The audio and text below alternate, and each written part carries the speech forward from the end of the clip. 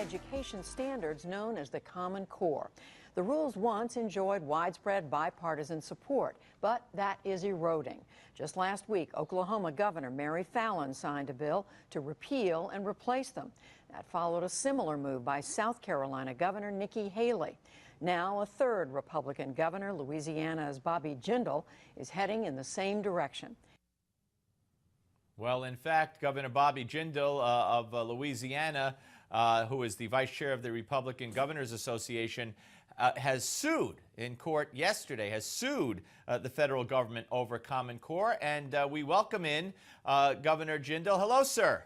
Steve, it's great to be on the air with you. Thank you for having me on your show. Well, it's my pleasure, and we have the cover of the September edition of Newsmax, the magazine, and you're on that cover, and you wrote the cover story. There it is, about Common Core, the revolt against Common Core, keep Washington out of our classrooms. Well, thank y'all for the opportunity to share my views. I think this is a very important issue, and you're right. We were already in state court. We've been fighting Common Core for some time in Louisiana. We're now in federal court. We filed a legal case yesterday saying that Common Core is a violation of existing federal laws where the federal government is not supposed to be setting local curricula. But secondly, it's also a violation of the 10th Amendment. In our country, we have never allowed the federal government to make these decisions that are better made at the local level. We trust parents, we trust teachers, we trust locals, we trust educators. The bureaucrats think they know better than us. And I think this is a very important fight in terms of not only what's being taught in our classrooms across America, but also the limits on the federal government's powers. Well, how does it come to be then? Then how does the federal government become so intrusive, and how do they get into states like Louisiana and inflict their will? Steve, that's a great question. It's a classic bait and switch, and you look no further than what happened to Oklahoma today. So this is what happened under Arne Duncan and President Obama. First of all, with Race to the Top, they gave these dollars out, and then the way they've interpreted the standards is that, well, if you don't adopt Common Core, you've then got to give those dollars back. So Arne Duncan threatened Oklahoma, and now he's going after Oklahoma, saying you've got to give Race to the Top dollars back, even though back in 2010 they said, no, this is going to be voluntary. This is going to be state-led. We're not going to force this. Secondly, they gave no child left behind waivers, and again, they tied it to the adoption of standards, and the way they're interpreting the regulations is saying you can only be in compliance if you adopt Common Core. Now, remember, this was supposed to be voluntary, but now again they're saying you've got to adopt only these standards. Third, they've given tens of millions of dollars to both Park and Smart Balance to develop these assessments. So you've got the federal government basically saying, we're going to cut millions of dollars out of your state budgets. We're going to force you if you want a No Child Left Behind waiver. And third, we're going to actually fund these assessments. It was supposed to be voluntary. This is actually instead becoming a one-size-fits-all approach done by the federal government. Yeah, well, not surprising. Good luck with the lawsuit, and I applaud your actions. I would be remiss, Governor, if I didn't digress for a second here and ask you, the president held a press conference, and I know you're running around today. You probably didn't see it, but the headline to come out of it was, when talking about ISIS, he said, we have no strategy on ISIS yet. Now, I'll ask you what I've asked the congressmen who have preceded you. First of all, how is that possible? When I mean, even if you just discovered ISIS when they started beheading Christian children a few weeks ago. Number two, why on earth would you tell the world we have no strategy yet on ISIS?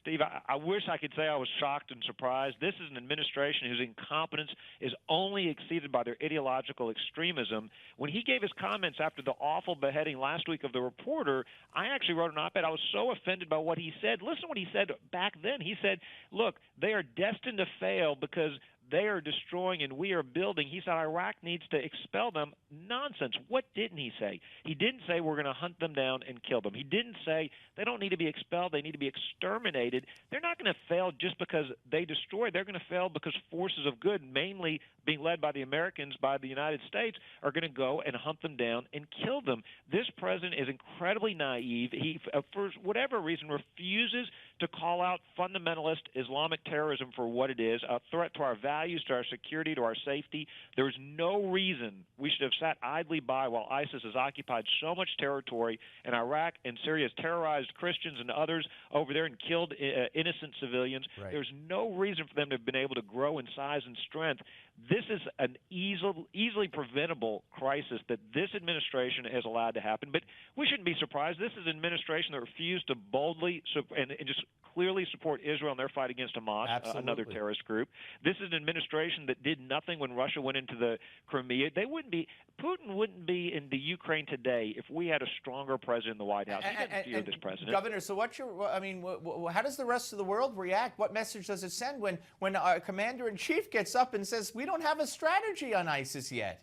Steve, it's amazing. Well, it's the same. This is the same president that broadcasts to the world, oh, we're going to leave on this date certain. Right. We're not going to send troops on the ground. I'm not advocating for troops on the ground, but I want to tell my enemies that. Why in the world would you go to the table and unilaterally announce, by the way, we're not going to do these things?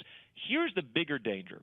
The existential, the most important foreign policy threat we face is the potential danger of a nuclear-armed Iran. And what I worry is, what are the Iranians thinking when they look at this White House, they look at President Obama, former Secretary Clinton, and that our enemies, our allies, don't respect us, they don't fear us. This president believes in multilateralism as a goal, not as a tactic. He doesn't believe in American exceptionalism.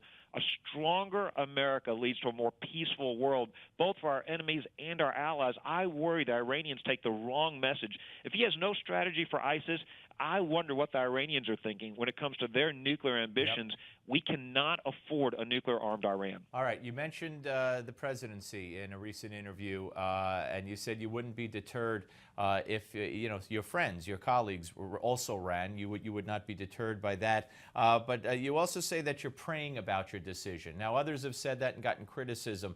Ben Carson, for one, and how to explain himself. What do you mean by you're praying for it, for your decision? Well, look, a couple of things. I am absolutely thinking and praying about what I do next. I won't make any decision until after November. We've got important elections to win in the meantime in the Senate, the House, the governor's races. I make no apologies. My wife and I, we're Catholic Christians. We pray about big, important life decisions. This obviously would be one. I'd want to obviously have the support of my wife, my family, but I'd also want to pray and see if this is something I'm being called to do, if this is something where I can make a contribution. Before I ran for governor, I prayed about that decision as well. As I would tell folks when I ran, I said, look, I feel like this is what I'm being called to do. That doesn't mean God told me I was going to win, and I lost the first time I ran. That's not the way that faith works. It's not that if you pray, God guarantees your team's going to win this weekend. Or if that were so, the Saints would be in the Super Bowl every year. That's just not the way it works. But look, I make no apologies for praying before I make big decisions, good for you. Especially one like this. Governor, I hope you'll come back often, sir. Appreciate talking to you. Thanks, Steve. Great to talk to you as well. Have a great weekend. Take care. You too. Governor Bobby Jindal, ladies and gentlemen. And we're coming back with more of the show, but first, your Newsmax Now update.